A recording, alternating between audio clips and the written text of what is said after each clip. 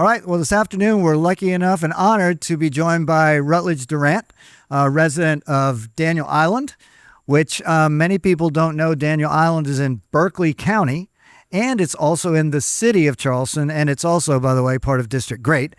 So one of the things that comes to mind as we start off is living on Daniel Island in Berkeley County and in the city of Charleston, special opportunities and some challenges, right? For sure. A lot of people don't know that, city of Charleston, Berkeley County. And when you go out there and talk to people in Berkeley County and sort of ask them what issues they have for the city, they're kind of look at you kind of funny. But same things as we always talk about, right? Public safety, making sure you're safe. So let's talk a little bit about public safety. Former solicitor. How are we doing in the city of Charleston when it comes to public safety? I feel like we're doing pretty good. I was a prosecutor for almost 7 years. That's my background. It's been about 12 years since then. But, public safety is it's obviously one of the most important things for our community. And you've been a tireless commitment to our public safety. Well, I appreciate that. It's a core sort of service of what we do is make sure you feel safe, and nowhere so more important than on Daniel Island, right? A new part of the city, growing very quickly, almost doubled in size since I got elected to city council. So I take it living up there, public safety, you see it around you, feel safe? Not only do we feel it, we know them on a personal level out there, which is great. Lieutenant George Bradley runs Team 5. He's a phone call away. And George is great. He's been with the force for a long time, right? And he happily went to Berkeley County and to Daniel Island and sort of embraced it as his own, which is great. And one of the things you just said is knowing the people who are bringing you the safety that you so want and deserve. It really makes you feel just that much more secure. Absolutely. And, we host big events out there as well, like at Credit One. And almost doubling the size of Daniel Island every time we get a concert up there, right? That's right. So talking about events and Credit One and the things that are happening on Daniel Island always brings up traffic, right? And how we get around. How are we doing up there on Berkeley County and Daniel Island when it comes to traffic? Well, I'm not going to lie. We'd love some improvement. 526 can get a little heady at times.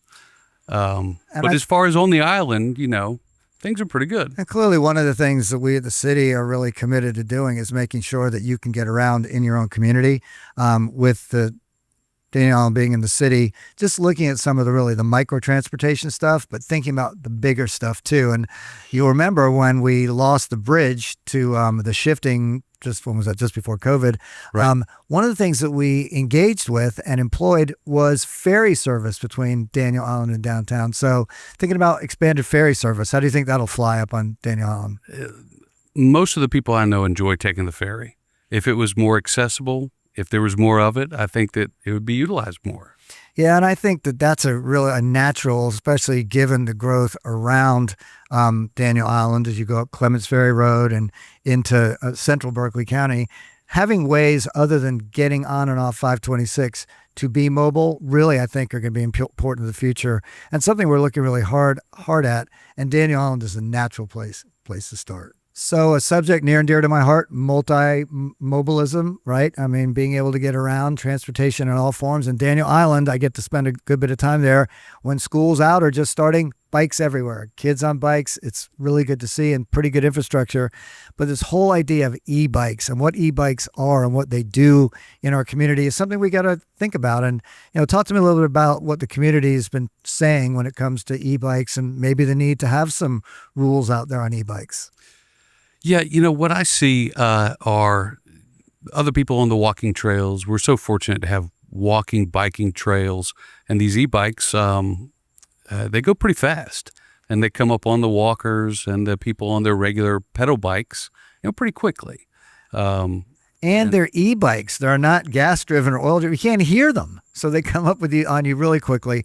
I will tell you, I get a lot of emails, as you can well imagine, and there have been a good number asking about what we can do to sort of calm that process and maybe look at how and where e-bikes are operated, particularly on Daniel Island, given that you've got great infrastructure. Sure. I mean, I think that probably be welcomed. And, I mean, we can use Daniel Island as a model around the city for thinking about mobility and making it, again, safe, which is the number one thing to do, right? Right, right. But hey, look, we appreciate your concern and commitment that you've always shown to our law enforcement and our community out there on Daniel Island. Well, I appreciate that. It's a little bit of an exciting time for me and Seeking's 5.0 version as we look forward to the fall and the next election. Since the last time I got elected, we have redistricted. So Daniel Island is new to District Great.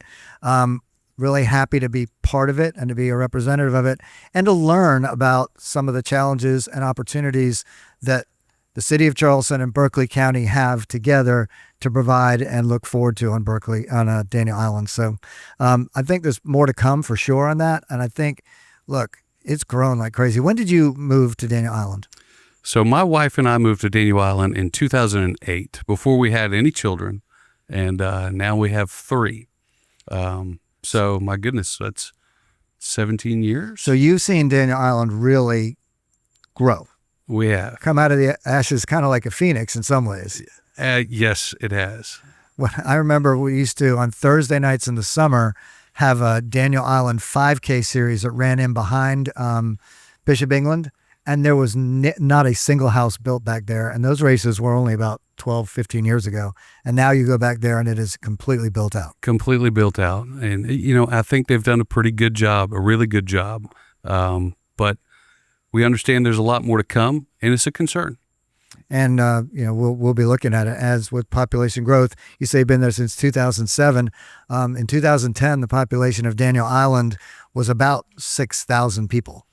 Today, it's pushing 18,000 people. So you've tripled in size in a relatively short period of time and represent one of the biggest blocks of residents and, by the way, voters in the entire city. Absolutely. So we will be spending a lot of time up on Daniel Island, listening to what people have to say, and looking forward to continued representation and to hearing about what are the opportunities are out there and how we at the city can really help. Well, I think we're all very thankful to now have not only one council person on Daniel Island, but now 2. We have 2, one of whom is a close relation of yours and a really good friend of mine.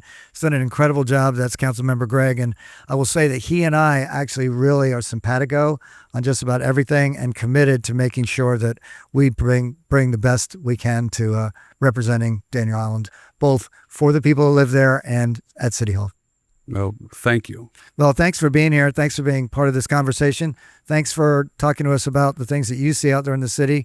We'll continue to keep it safe, keep it mobile, and make it a great place now for your kids that they grow up and look back and say, this was the right place for us to grow up in. It's a great place. And, the structure that we do have with law enforcement, when things have come up before in the past, we've gathered very quickly with leadership and different people from the schools out there and from the churches out there and reformed lines of security to make the neighborhood feel even safer.